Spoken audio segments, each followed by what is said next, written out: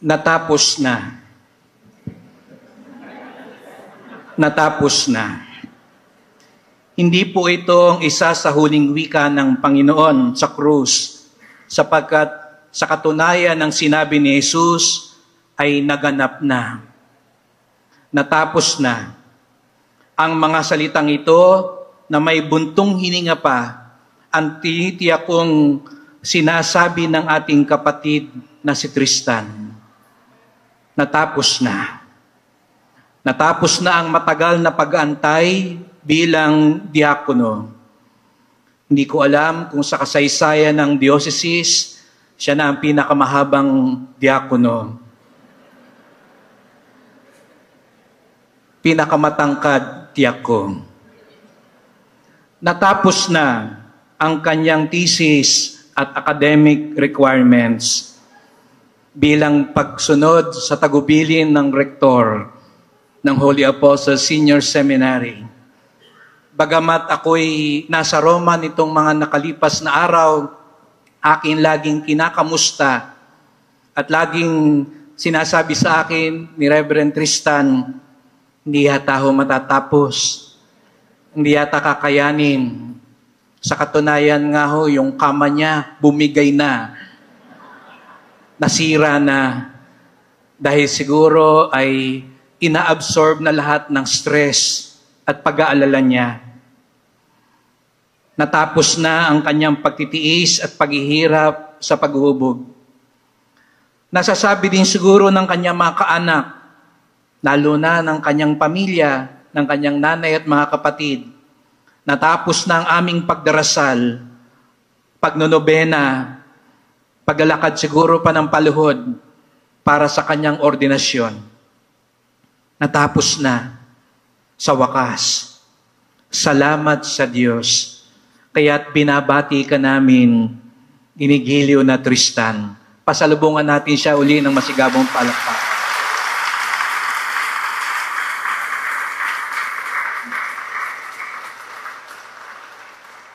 Ngunit, Ginigilio naming Tristan, sa totoo lang, hindi pa tapos ang lahat. Tuloy pa din ang pagsunod mo kay Jesus. Tuloy pa din ang paglingkod mo at pagmamahal sa Kanya. At ito ay magtutuloy ngayon sa iyong buhay bilang pari. Sa mga pamilya at kaibigan, tuloy pa din ang dasal at pag-antabay kay Tristan.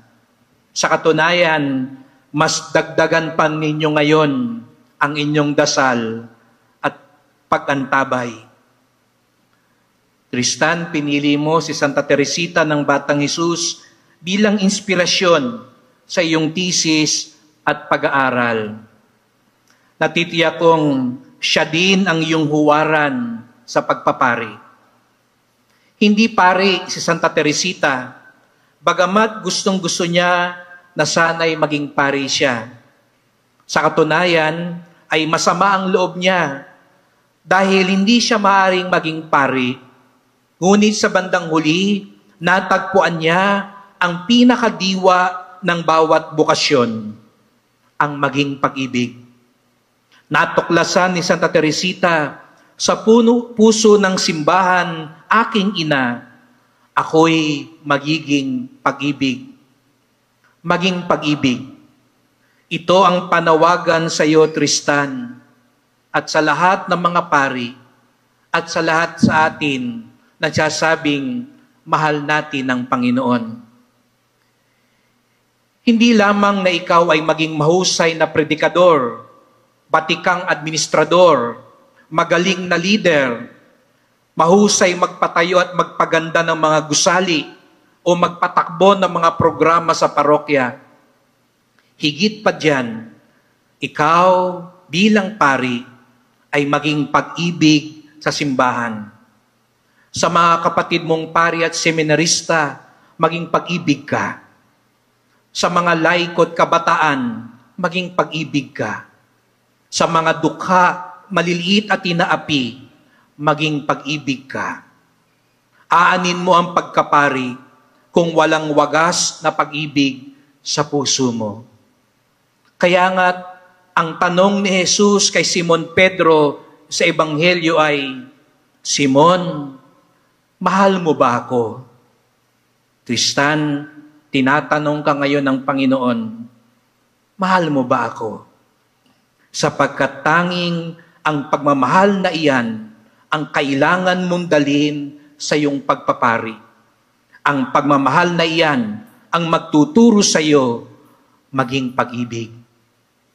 Hayaan po ninyong hanguin ko lalo ang ating pagninilay mula sa tula ni Santa Teresita. Vivre d'amour, ang mabuhay sa pag-ibig. Sabi ni Santa Teresita, ang mabuhay sa pag-ibig ay pagbibigay na di nagtatansya ng halaga at hindi naghihintay ng kapalit. Pagbibigay ng walang pasubali. Tristan, ang maging pag-ibig ay maglingkod at magbigay ng walang inaasahang kapalit o gantimpala. Sapat na sumunod at gawin ng nararapat kahit walang palakpak. Ngayong araw na ito, panay palakpak ang tatanggapin mo. Ngunit darating ang araw, wala nang palakpak.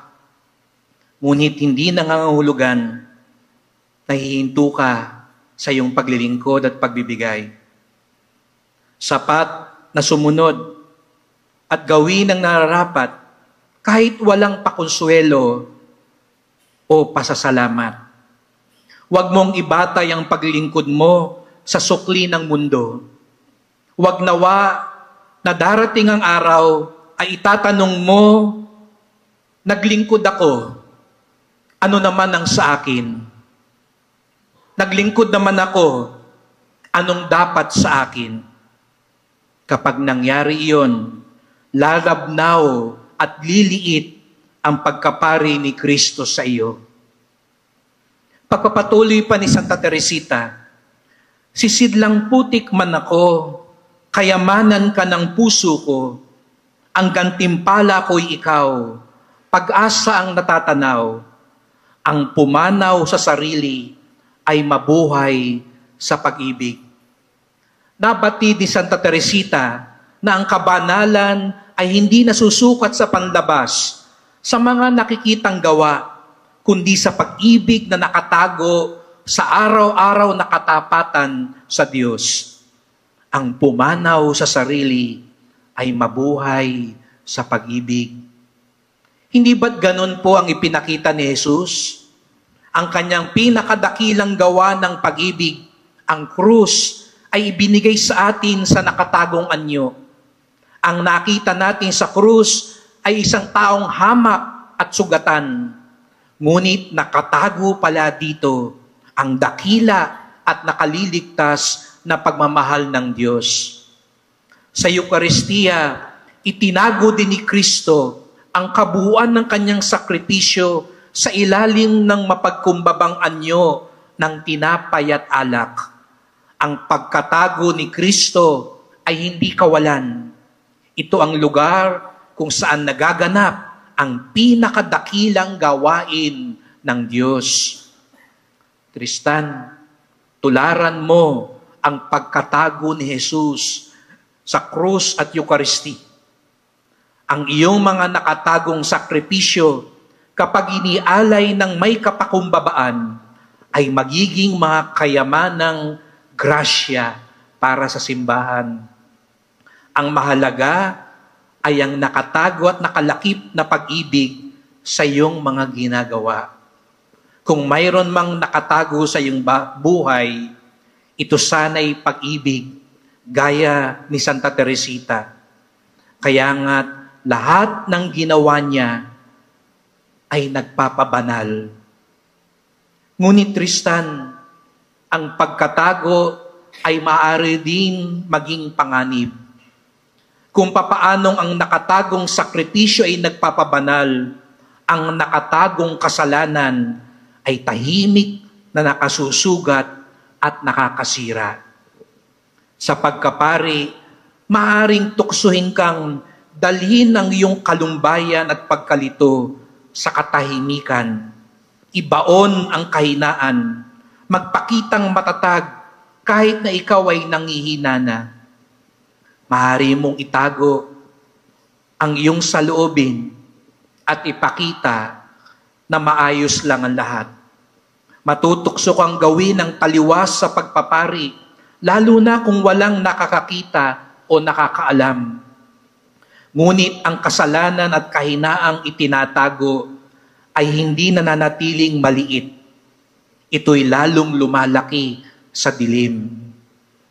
Ang paring umaamin sa kanyang kahinaan, nagdadala ng nakatagong kasalanan sa liwanag ng kumpisal at sumasandal sa pagkakapatiran ng kapwa-pari at laging nagtitiwala sa awa at grasya ni Kristo ay hindi humihina kundi lalong tumatatag. Tristan at mga kasama kong pari at maging tayong lahat mga kapatid, gaya ni Santa Teresita, kung mayroon man tayong tinatago, sana ay pag-ibig at kabutihan, hindi kasalanan at kahinaan. Walang nakatago na hindi mabubunyag. Ang nakatagong kasalanan ay naghihiwalay, ngunit ang nakatagong sakripisyo ay nag-uugnay sa iyo kay Kristo. Piliin natin lahat palagi ang liwanag ng pag-ibig. Kung titignan natin maigi, hindi ba't ganito din ang anay na sumisira sa ating lipunan ngayon? Ang paglilingkod na naghahanap ng kapalit, hindi na nga sukli ang kapalit ng hinahanap ng mga naglilingkod ngayon.